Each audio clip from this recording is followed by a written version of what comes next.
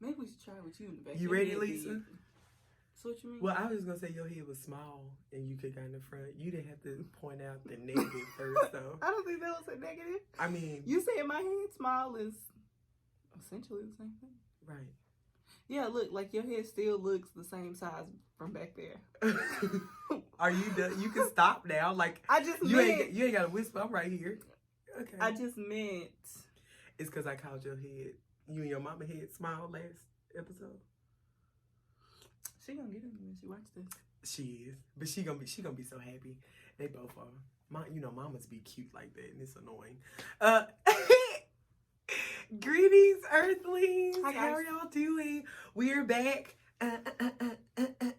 Shimmy, shake your shimmy. Bring it down. We are back with another episode. I'm trying to make epi a cute word. I just think of EpiPen, but I mean, people with allergies, they lives better too. Literally and figuratively speaking. So we are continuing our series. You think it's gonna get hot in here? You know I'm in this sweater. I mean, and drinking tea.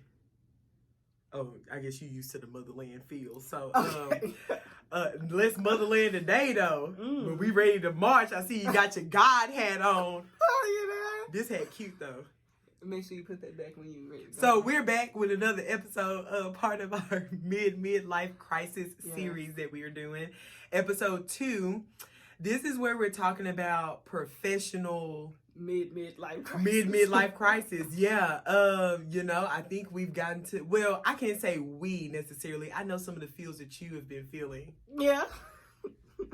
Definitely. Talk to the people. Just tell them your story. Definitely have been feeling just burnt out. Burned out. Is it burnt? Burned. Is it learned or learned? Burned out. With work, and I put in my 2-week notice on Friday. I have been in the fields, just very disgruntled. Not for anything as far as like my management. Like the management that I have is great. It's just the job itself. There have just been some things that have happened that have made it more difficult for me to do the job, and I've been just trying to push myself, wake up every day and like put on a positive attitude and tell myself, all the things that you tell yourself when you have to do things that you don't want. And, it just came all to a head, and I was just like, yeah, no, I don't have to do this anymore. I'm not going to do this. So I put in my notice. I don't have a job. We will be setting up the GoFund account. No, you can donate below. Cash App. No. I'll be okay. Right, for sure. I'm a hustler. So baby, I make it work. I just want you to know. Hey. Until I find something else. But really just want to talk about that midlife crisis in your job. Of course, mine came to a point where I was like, I don't want to do this anymore. I don't want to be here. But there are some steps that you can take before you get to that point where it's just like, I ain't doing this anymore. So where's the tips, the notes, the trips? I have not converted to my cell phone. And I refuse to. I'm taking a stance against technology. So if not satisfied with the job, maximize time outside of work, like training, workshops, search for a need within your line of work that you already do. Find a higher purpose in your current work. I think that's our favorite part of that. Yes, for sure. Because, you can get just so bogged down with the mundane tasks of your everyday job, but there's always so much more than what you see on the everyday basis. There's always trainings, certifications, and for me, I'm a person who like to have letters behind my name, so ain't nothing like a certification to tack on the back A, of that B, C, D, with E, your F, business G, card, just H, I, J, K, L, M, N, P, Q, R, S. But and I'm a learner. I'm a natural learner. I enjoy learning new things. So I think looking for training or conferences, and a lot of times the company will pay for you, whatever company you work for, will pay for you to go to a conference. You get to go out of town, get off work for a little bit. You get free food and per diem. But you do get that chance just to kind of, one, take a break from work if you are feeling disgruntled, but two, to be able to learn something that you can apply.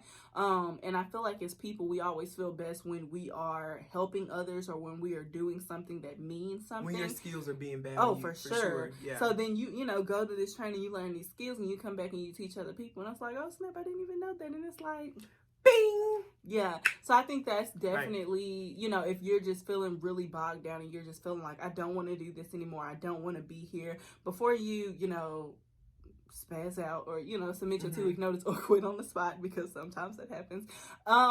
You know, try and look. My man got 2 jobs. I don't need this job. Which is literally do got 2 jobs. So off topic, but you know, something that you can look at is to see just, you know, what can I do to make this position more fulfilling for me. So if there is a certain aspect of the job that you like or something like that, you can try and pour more into that aspect and try to pull that out into the other things that you do in the position. Almost like a job refresher in a sense. Ooh, yes. Like you can just scrub up your job a little bit. I don't have the similar feels as Ivy has been feeling related to her job, and so, but the days that I feel kind of like this is just the same routine, which is not ever the same routine, but there are certain aspects of my job that I just take and I can improve on. I can create a new system. I get support from my colleagues and peers and kind of bounce some ideas. Even people that don't work within my realm, like I'll call Ivy or I'll call Red and just see some things that they're doing to better manage their time, to better have customer service. And I think you find just kind of like the same old things. You're talking to the same old people. So kind of get out of your zone. Networking is a big thing. That's something that I really like to do. And I'm not even a fan of people. Networker. You are a networker. Am I a networker? Yeah. Because I cannot stand people. Okay? And like sometimes their breath don't smell great. But it's the tongue. It's not the breath. It's the because it sits on the tongue. Brush your tongue. Some of y'all don't brush our tongue. That's just and a little we can tell. Tidbit for you. Yeah, that's a ducket for you today. And so I do network. I go to like social settings and meet other people and kind of hear what other social workers are doing, whether they're in long term, whether they're out of it, and kind of just reconnect that way. So just scrub up the career, the job, that sense. And sometimes, I mean, there are things where it's like, I just don't have it. I don't know. You know, you're beyond frustrated. And when you feel that way, you can look outside of yourself, like she was saying, outside of networking. You can kind of reach out to your inner circle and just ask them, what am I good at? Because there are times, and if we're being honest. Into tip 2. Oh, yes. Just mark you better transition. But to be honest, there are times where the workload is heavy. You got personal things going on, and you are really just trying to tough it out, and you just get lost in the sauce. And there have been times where I would tell my boss, I'm lost in the sauce. I don't know. You know, you're asking me questions, and I feel like I should know the answer. And I don't. Sometimes you forget how much of a lion you are in the jungle. And I know something that we're good at for being a support for each other is that we just boost each other.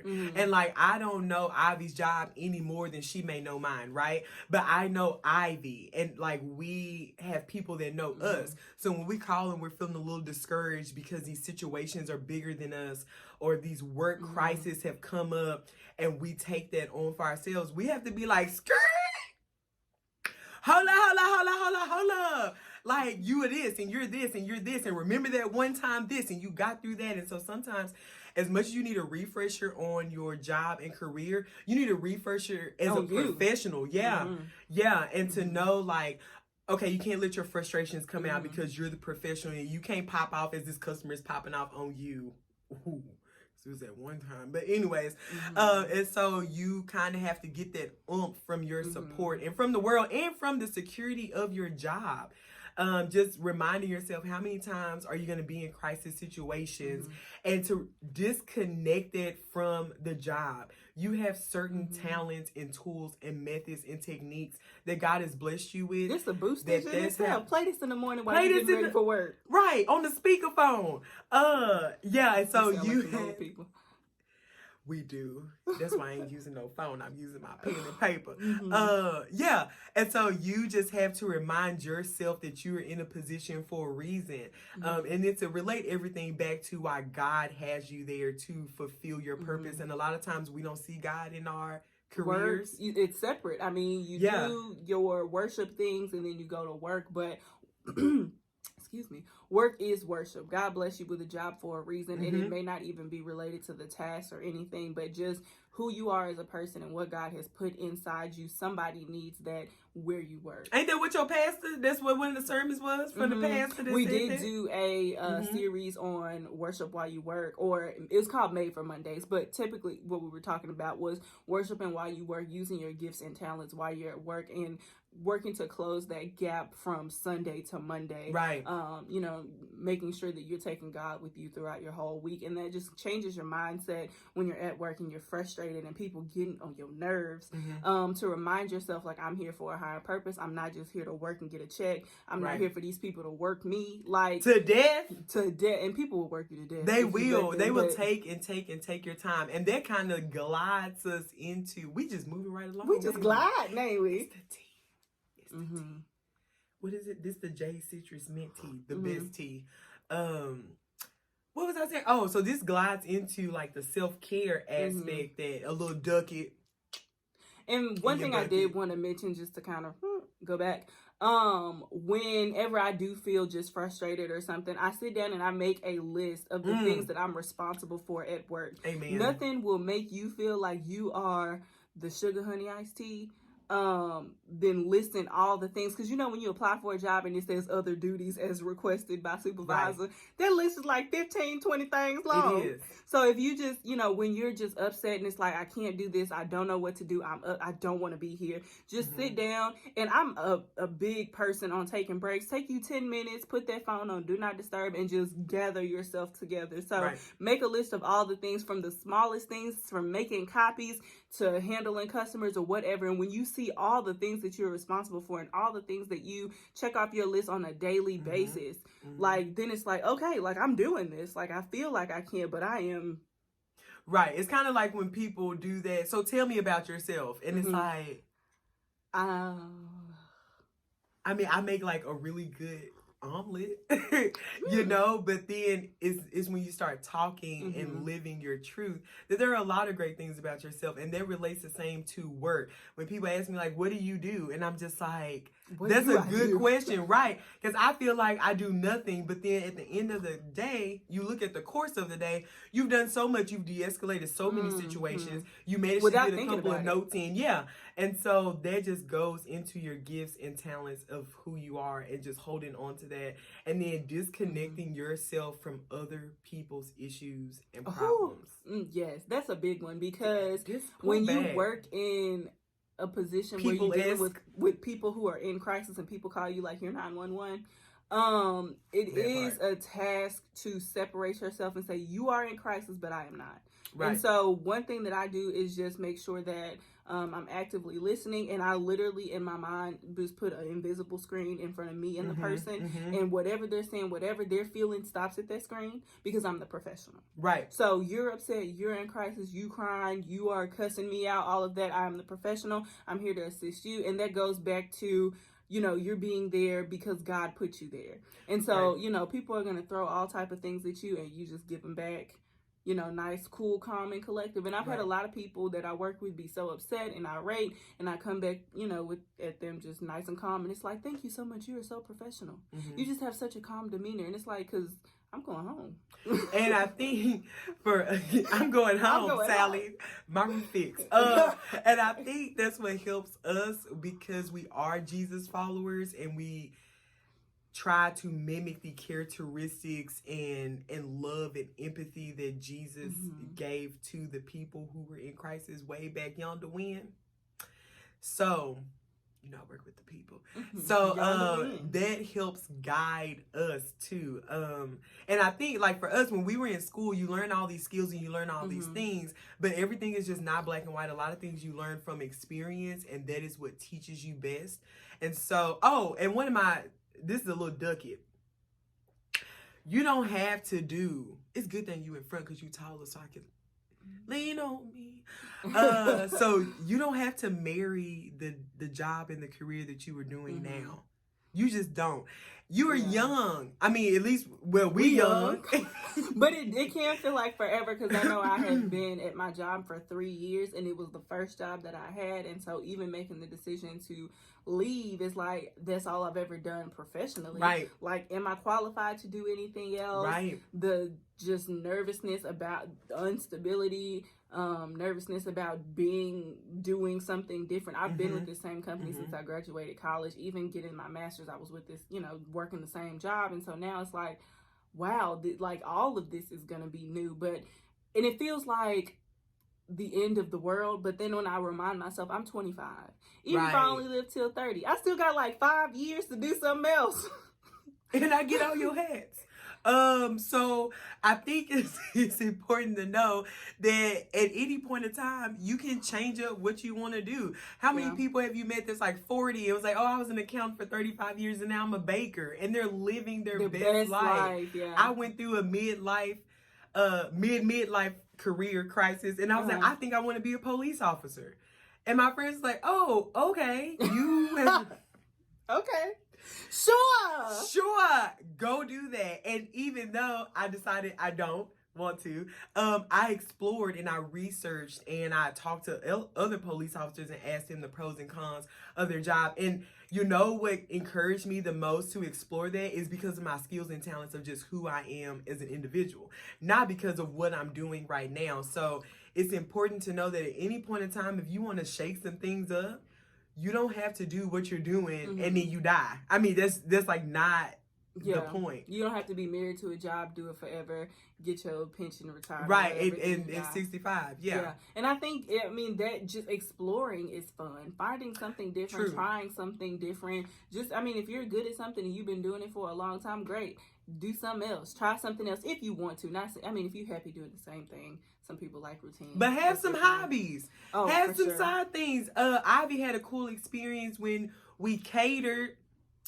Can I well, you already started expressing. Okay. Chastown Catering. When if you watched the last episode, you know where Chastown comes from. Go check it out. So Ivy had an experience where she was able to use her talents as a cook, honey. Do you hear me? Oh. And I get all the recipes. And she made deviled eggs today. Be jealous, you should. But she made a spread and she cooked and knocked it out the park. And yeah, you already it was that's the ball that go over hit the car alarms and stuff. And so she did great. And that's not anything that she necessarily got paid for in monetary, but it spiced something up in her that you can do whatever you want to do. And it's all a weekend about worker. For sure. Do whatever you want on the weekends. Of course, we all got bills we got to pay and stuff like that. But on the weekend, use that time to maximize your time. If there's something that you're passionate about, that you want to do, that you want to learn, a skill that you kind of want to hone in on, do that on the weekends. And I know for me, with me just being burnt out, whatever. We'll figure it out, baby. Yeah, when I was beat out. Tired. Yeah, it felt like I needed the whole weekend to prep to go to work. Like Sunday, 10 a.m., I got anxiety because I have to go back to work on Monday. Can't really enjoy Saturday because I'm thinking about tomorrow being Sunday, and now I have to prep to get ready to go back to work. And that's why I just made the decision to leave. But use the weekend to build those skills, to pour into that. And for me, I love to cook. I love to and people often ask me, like, how you make this? It's like, I don't know. I just do it. I'm just whipping I just put it together, and it makes my heart so happy that people enjoy what I make and people love what I make, and so, not getting paid, like not just even serving money. out your passion and purpose. And so it's funny how we spend but such I'd like little to get paid. Book me for your cut the check. Event. Book us at your next event. We sit there in a hot minute. Yeah, we back on the line. Reggie and Clementine coming to you live. Okay.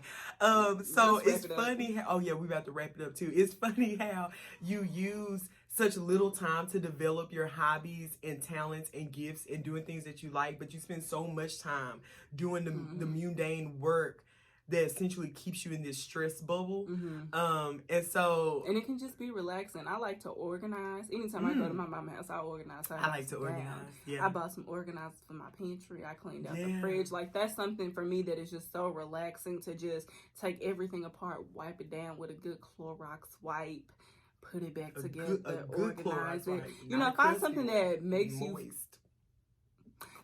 you feel good. It doesn't have to necessarily make money. And just a little nugget. I know we live in a society where everything has to be a side hustle. You don't have to make money for things. You ain't got to be no entrepreneur. Yeah. And like, not everybody's meant to be an and not everybody can like read and do mathematician stuff. And on that note, thank you for watching us Babylon again. But please remember to like, share, subscribe, tell your mama them. And as always, you can be happy without everything going your way. We need to practice to say it together. Okay, one more time.